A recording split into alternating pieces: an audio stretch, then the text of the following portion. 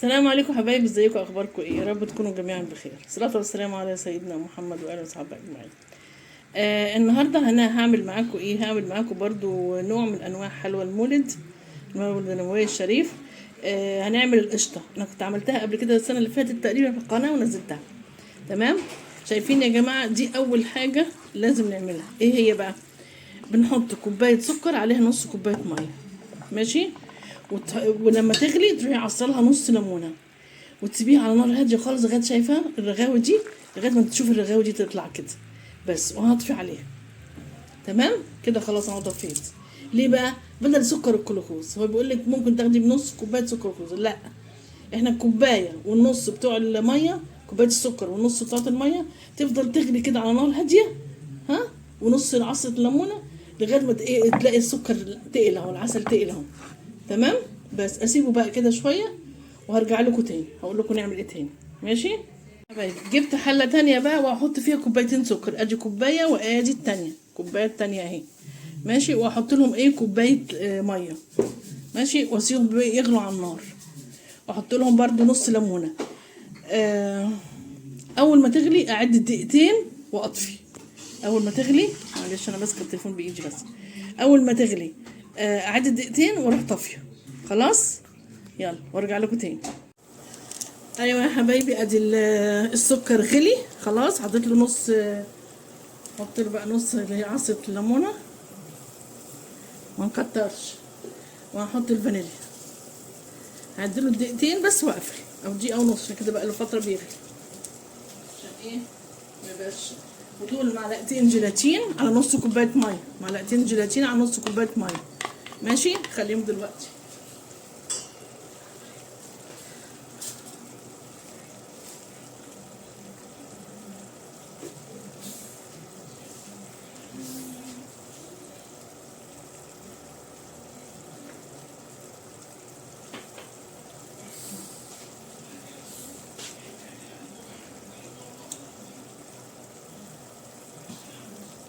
ماشي يا جماعه كده.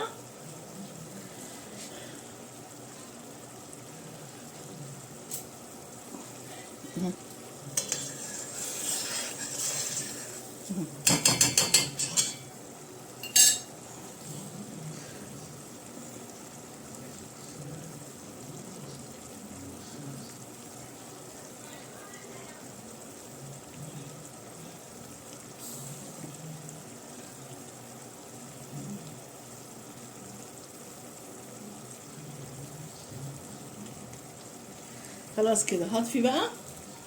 تمام. هحاول بقى الكاميرا ايه على الناحيه. بصوا بقى، هنا انا حطيته في العجان، في اي بوله عندك حطي. حطيت السكر انا عملته الاولاني، اللي هو بدل سكر الجلوكوز، انا عملته في البيت.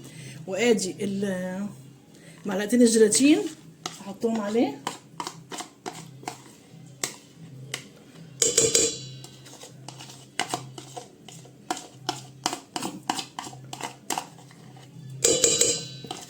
معلقتين الجيلاتين ونص كوبايه الميه. ماشي.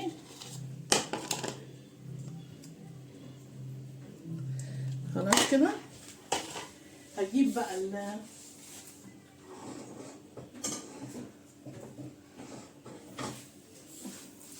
العسل ده بقى. العسل ده هو سخن كده، احطه هنا على الجيلاتين والعسل ده، وبعدين اضرب بالمضرب. عايزه بس ايه امسك الحله سخنه اهو، وايد بيها ده وايد بيها ده اهو.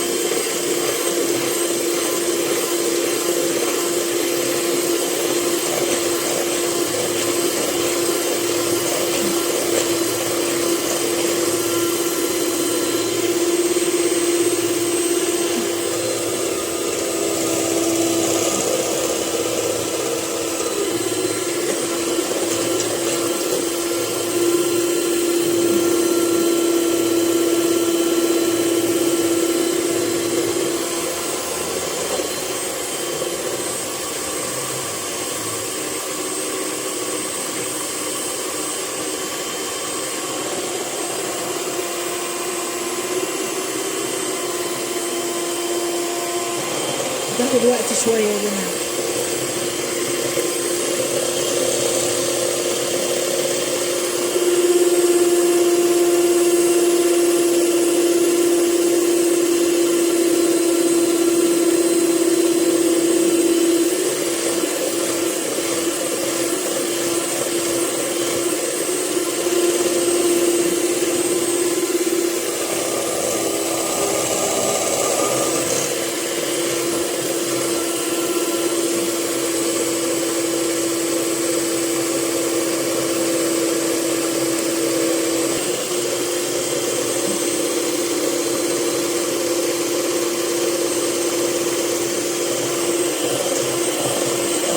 عشان ما اطولش عليكم الفيديو وارجع لكم تاني.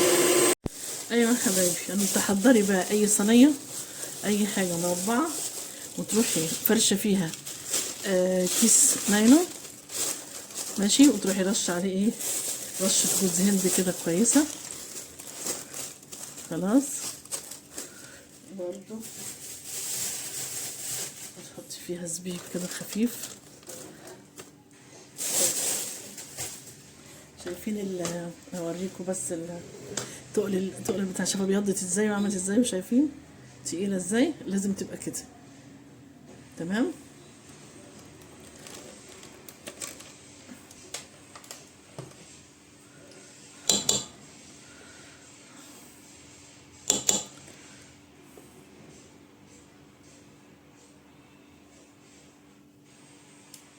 شايفين بتنزل ازاي، بتقل ازاي.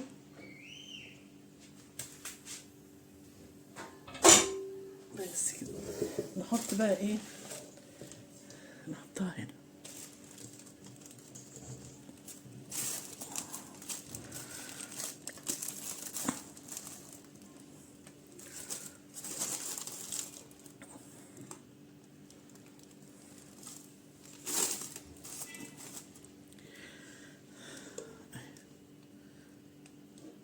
ثواني، عايزه اجيب سباتولا عشان انزل كل الحاجات دي. ثواني يا جماعه، ثواني.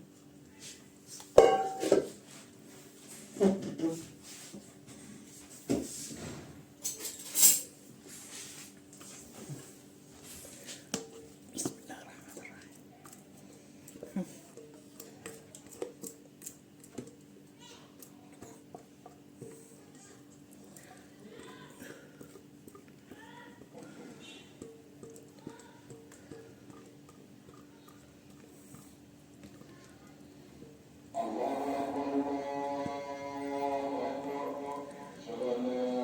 بس كده.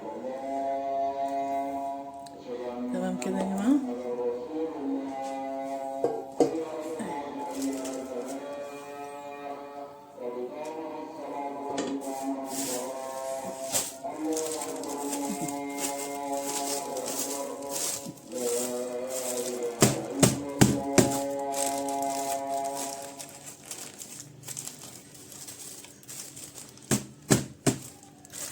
خلاص، ونروح رشين برضو على وشها جوز هند.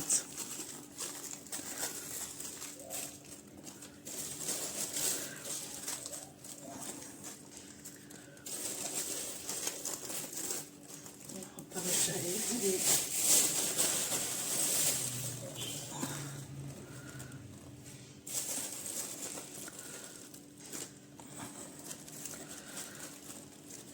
عايزين ايه، نخليها عشان تبقى جواها كده، الزبيب يبقى جواها. تمام.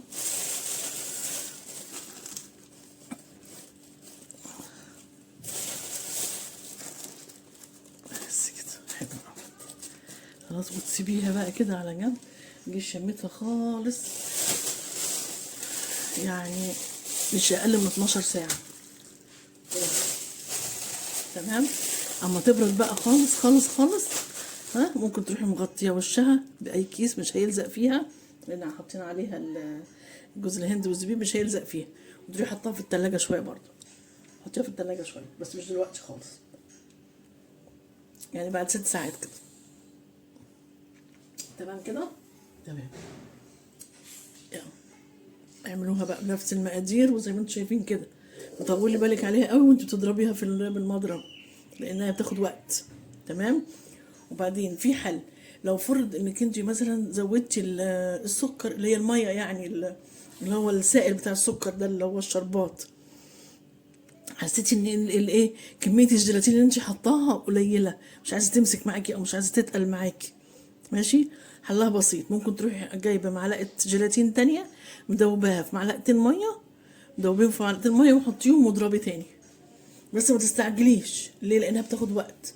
مش مثلا اول ما تضربي كده من اول 5 دقايق تقولي ايه ده ما تقلتش، لا لسه بتاخد وقت جامد، يعني مش اقل من ساعه تضربي فيها. تريحي المضرب الكهرباء وترجعي تضربي تاني، تريحي المضرب وتضربي تاني. ماشي. يلا.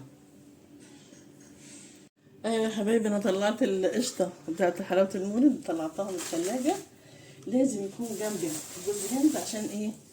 عشان تغلفي كل قطعه من كل النواحي. يعني بصي اهو، بس احنا بنطلع اهي قطعه اهو، اهي نغلفها بقى في جوز الهند ده كده من كل الجوانب كده، عشان ما تلزقش معاكي اهي. تمام كده اهي. اهي شايفين عامله ازاي؟ طريه ازاي؟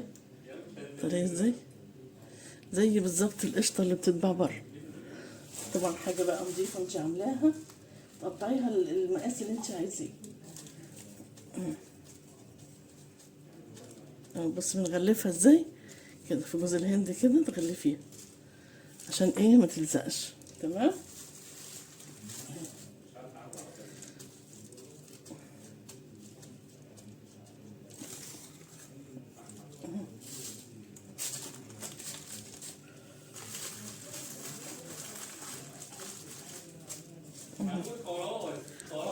ماشي.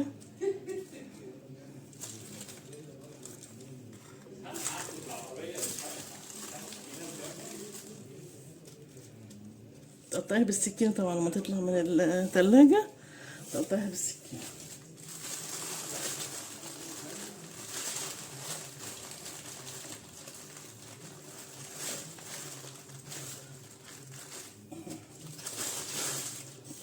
دي قطعة، شايفين بنعمل ايه؟ بس تبقوا شايفين كويس اهو. لازم تعمليها كده في جوز الهند كلها عشان ايه ما تمسكش ببعضها. تمام.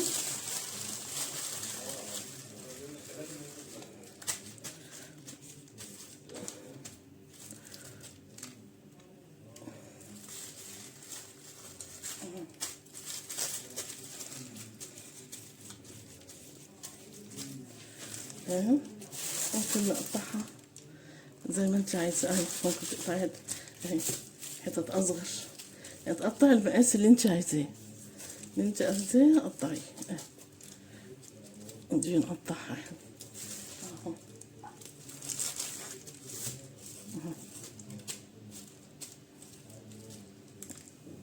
اهي ودي قطعة اهي، اهي ودي قطعة.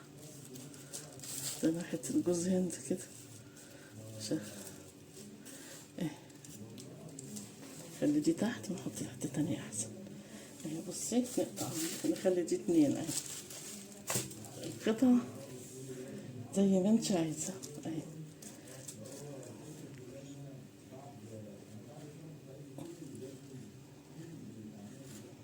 ايه رأيكم بقى؟ شيل بقى كل ده، خسارة مش هرميه، ده جوز هند وزبيب، جوز هند وزبيب. حطه في علبة ولا حاجة، بعدين نبقى ناكله بعدين. تمام. هشيل بقى كل ده كده وامسح واغسل ايدي ثواني. جدا جدا جدا، ومقاديرها مظبوطة وكل حاجة حلوة فيه. تمام. اعملوها بقى. معلش هي هنزلها لكم متأخر شوية، بس ايه هتعجبكم، تعجب اولادكم، يعني ممكن تاكلوها مع حلاوة ايام المولد، وممكن بعد كده ممكن تعمليها برضو عادي جدا، تعمليها للولاد برضو، هي حلوة جدا ومقاديرها بسيطة وحاجة تحفة بصراحة، بدل ما تشتري من بره متاخدش حاجة بس. تمام. يعني كل سنة وانتم طيبين، يعود الأيام علينا بخير يا رب جميعا، وعلى الأمة الإسلامية جميعا يا رب. يا رب ربنا يجعل أيامنا كلها أعياد، وكلها إيمان، وكلها قرب من ربنا، وربنا يصلح الحل ولادنا جميعا يا رب. ماشي، يلا سلام عليكم. ايوه يا حبايبي، انا عملت طبق اهو بقى من ايه، من كل الاصناف اللي انا عملتها. ده الملبن اللي بالمكسرات، باللوز وبالكاجو. وده الملبن اللي بالفواكه، اللي هو ده الملبن بالفواكه، شايفين عامل ازاي تحفه. ودي القشطه. تمام. ايه رايكم بقى؟ انا عملت الاصناف دي. معلش انا ما قدرتش اعمل غير دول، لان انا كنت مسافره بصراحه ورجعت متاخر، فما كانش في عندي وقت خالص، فمعلش اعذروني. كان نفسي اعمل حاجات تانية اكتر من كده، بس يلا الحمد لله حلو قوي كده. بس والباقي اشتريناه. ماشي، يلا. والله حاجات حلوة جدا جدا جدا، وحاجات خطيرة. شايفين الملبن اللي باللوز وملبن بالكاجو، وكلها حاجات مقاديرها مظبوطة جدا جدا جدا. يعني كل مشكلة الملبن انك انتي تقلبيه كتير على النار، وتفضلي ايدك فيه وتقلبي. ليه؟ علشان ما يلزقش طبعا ويغير طعمه. لازم تخلي المية اللي فيه كلها تتبخر، مبقاش فيه مية خالص. فتعملي ايه بقى؟ انك انتي تخلي النار هادية وتفضلي تقلبي. تمام. وتحطي المقادير بتاعته، سهل، مقاديره سهلة جدا وبسيطة، وحاجات حلوة قوي بتعمليها في البيت تفرح الأولاد وكده. شايفين الأشكال والألوان حلوة جدا. وده الفواكه ده كمان جميل جدا. تقدري تعمليه بجميع أنواع الفواكه اللي انت عايزاها، اللي انت بتحبيها، اللي ولادك بيحبوها. ممكن تعملي عصير موز، تاخدي كوباية منه وتروحي عاملة لهم ملبن بالموز، ملبن بالبرتقال، ملبن بالفراولة، بالمانجا، بالمشمش، يعني بالجزر. يعني أي حاجة تقدري تعمليها، تبقى طعمها جميل جدا، وولادها هيحبوها، وفي نفس الوقت مغذية بالنسبة لهم. تمام. يلا كل سنة وانتم طيبين، وربنا يجعلها أيام جميلة علينا يا رب، وسنة سعيدة علينا إن شاء الله. وربنا يصلح الحال لأولادنا، ويسر لهم أمورهم يا رب، ويصلح لهم الحال، ويبعد عنهم كل شيء وحش. يلا كل سنة وانتم طيبين، السلام عليكم.